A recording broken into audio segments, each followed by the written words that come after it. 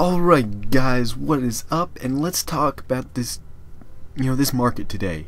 What we have is are going to go up against with the Intel i7-3770K Ivy Bridge 3.5 gigahertz 3.9 turbo boost against the AMD FX-8350. Okay, so there's a bunch of things that we need to talk about. First, I just want to welcome to you the first video on my channel, on my new channel, I should say. If you want to go check out my other channel, my other channel is a gaming channel, and it'll be linked in the description below. But let's talk about the AMD first.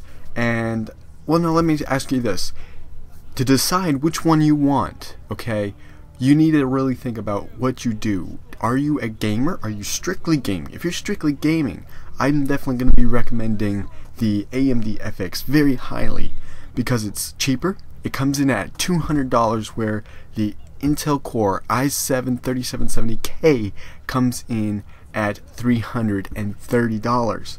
Now, from everything that I've found, all the research I've done, the two processors come in identical when it comes to gaming.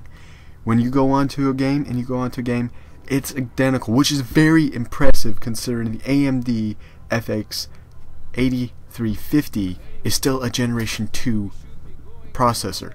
AMD has not come out with their Generation 3 processors because, well, they don't show that much difference of performance. Where Intel's 3770K is already on the next gen. So when you actually compare them together with the same graphics cards, they still perform the exact same. Not the exact same. Let me get into this a little more. Now, if you're a person that's going to be doing gaming and doing a lot of video and Photoshop and stuff like that, I will definitely recommend you the Intel Core i7. But it's not exactly necessary because the processing difference between the two is gonna come in about, I think it was something like 50 seconds difference. Now what you see in the background is you see Metro Last Light, and this is all recorded in 1080p with the Intel 8350.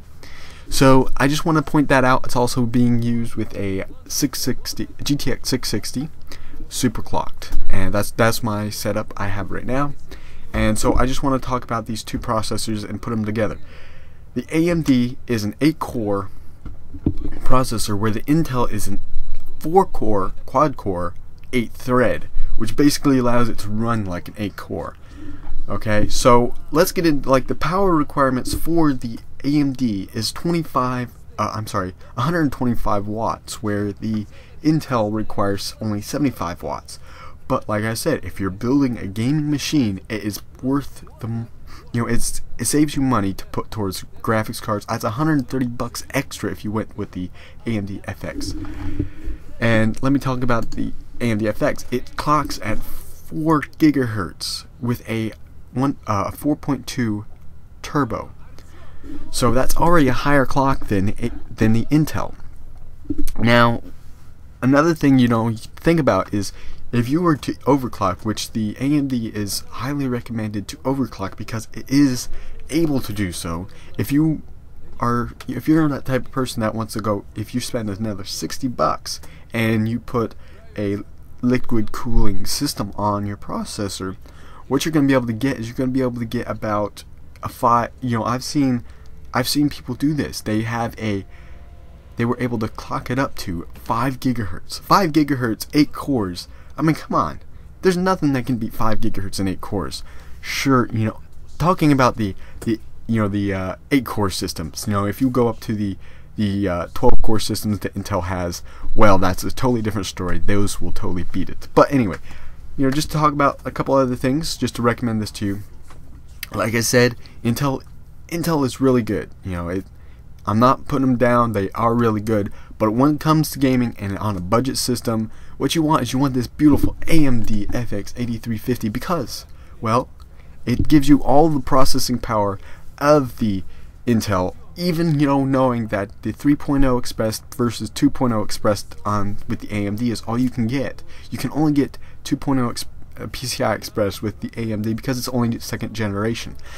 But it doesn't show that much difference in performance. It actually only performs like 3 frames per second difference at 1080p.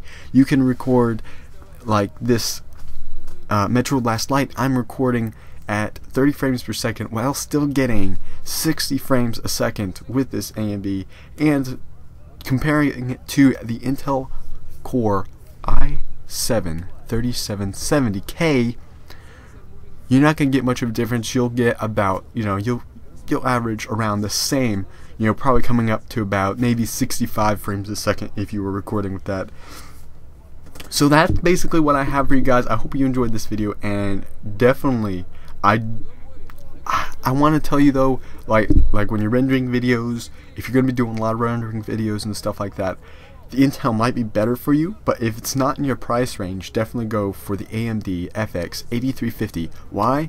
Because it can still perform everything that you need it to do. It's going to be a little slower at rendering videos and editing programs, but at gaming, it matches up to Intel's best quad-core 8-thread processor. So if that doesn't say anything about AMD, I don't know what does. But anyway guys, hope you enjoyed this video. If you have, you know what to do. Hit that like button, hit that subscribe button, and stick around for more videos. I got my set videos coming. I got all kinds of crazy things talking about the latest graphics cards, what is best for you and your price range, what you're gonna need now, what you're gonna need in the future. Hope you enjoyed, guys. Peace.